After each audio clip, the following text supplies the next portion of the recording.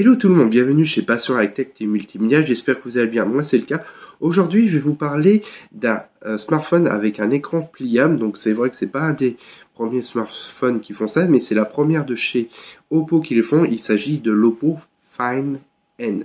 On en avait connu durant cette année le Oppo X 2021, donc c'était un premier smartphone avec un écran officiellement chez nous ou commercialisé, bien entendu. Donc ils ont voulu faire Oppo sortir le premier écran pliable de leur marque, donc de chez Oppo, donc l'Oppo Fan 2, le Oppo Fan N, parce que bon, entre Fan X, Fan X3, Fan X2, on s'y perd un petit peu. Dites-vous, c'est le premier écran pliable de chez Oppo, tout simplement.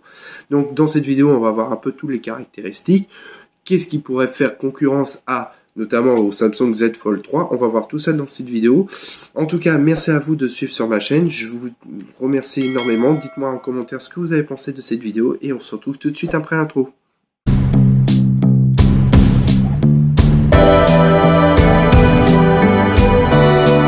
Donc, on va parler un petit peu du design et on va parler beaucoup de choses sur ce Oppo Fan N. Donc, on va commencer par le design. Donc, l'écran externe est une taille de 5,49 pouces. Donc, c'est vraiment un tout petit écran. Donc, effectivement, mais très pratique pour une meilleure tenue en main. Après, bon, chacun fait à son idée. Et dès qu'on l'ouvre, elle a un format de 18/9, donc assez large, et donc au niveau de la taille, elle fait de 7,1 pouces, donc très largement grand, donc pour regarder du contenu vidéo, de jouer également, parce que le format qui donne un côté large, permet de regarder avec plus de confort, je trouve, les vidéos personnellement, ou du Netflix, ou même pour y jouer également. Et derrière cet écran, on retrouve un bloc photo, un triple bloc photo, qui reprend le design du Oppo Fan X3 Pro, c'est-à-dire que le bloc photo est incrusté dans la coque. Donc, ça donne une certaine élégance, je trouve, par rapport à d'autres smartphones. Et il existera en 3 coloris, c'est-à-dire en noir, en blanc et en violette, et son poids total est un petit peu plus lourd que le Z Fold 3, et il est de 275 grammes. Donc, c'est pas un poids lourd, mais il faut tenir en compte. On va parler de son écran. Donc, comme je disais, l'écran est considéré, il est en 12 couches, c'est-à-dire que plein de petites couches permettent de faire ce côté pliable du smartphone, un peu comme on voit sur le Z Fold 3 de chez Samsung. Et il a une flexion UTG, c'est-à-dire Ultra Thin Glass, c'est ce qui permet cette flexion de l'écran. Pour vous donner une idée, vous pouvez l'utiliser 200 000 fois de flexion avec l'écran, c'est-à-dire ce qui représente à peu près à 180, vous pouvez l'utiliser 180 fois, j'ai du mal à le dire, l'ouverture-fermeture de votre écran pendant 3 ans. Ça vous donne une idée un petit peu ce que vous pouvez faire en journée. Je vois mal faire comme ça, ouvrir, fermer pendant 182 fois dans une journée. Après, chacun son délire. Et donc, effectivement, l'écran externe, comme je disais, fait de 5,49 pouces, donc elle est en 60 Hz, et quand vous ouvrez l'écran, elle aura un taux de rafraîchissement adaptatif de 1 à 120 Hz en fonction de l'utilisation, ça va se faire automatiquement. On va parler de la fiche technique. Donc, dans ce smartphone, elle aura le Snapdragon 888. Elle existera en 8 ou 12 Go de RAM et 256 Go et 512 Go de stockage. Elle aura un Dolby Atmos au niveau du son, un Bluetooth 5.2 et la Wi-Fi 6, qui est intéressant en ce moment. Elle aura aussi une batterie de 4500 mAh. Donc c'est pas une des meilleures, mais ça va tenir largement la journée. Et grâce à son chargeur qui sera fourni à un SuperVOOC de 33 watts,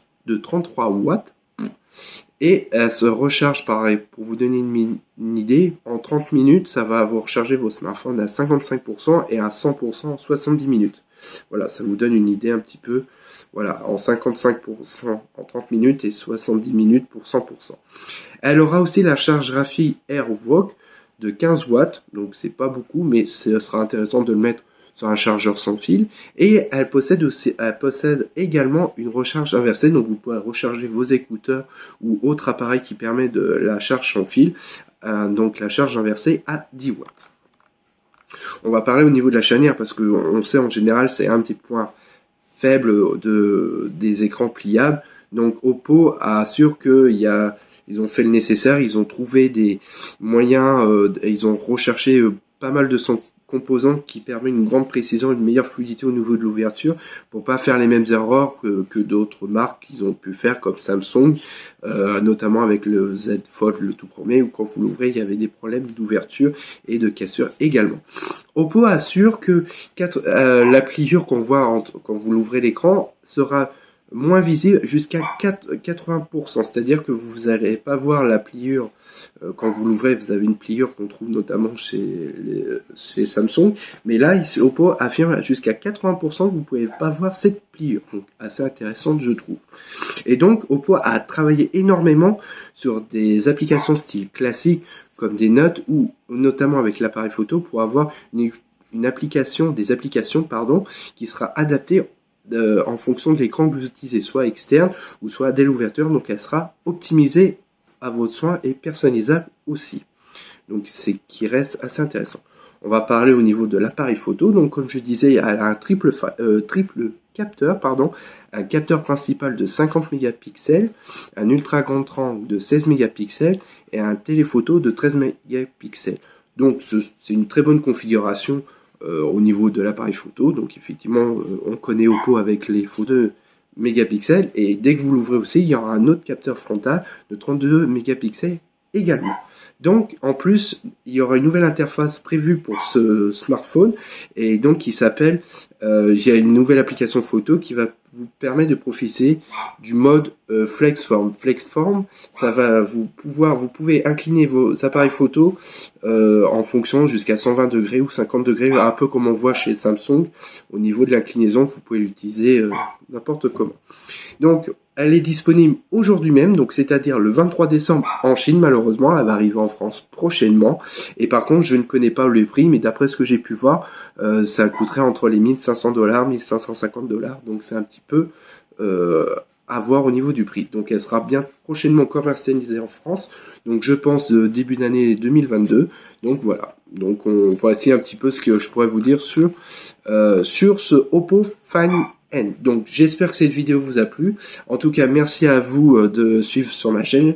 Laissez les pouces bleus, les commentaires et bien entendu abonnez-vous et partagez la chaîne, c'est grâce à vous qu'elle évolue.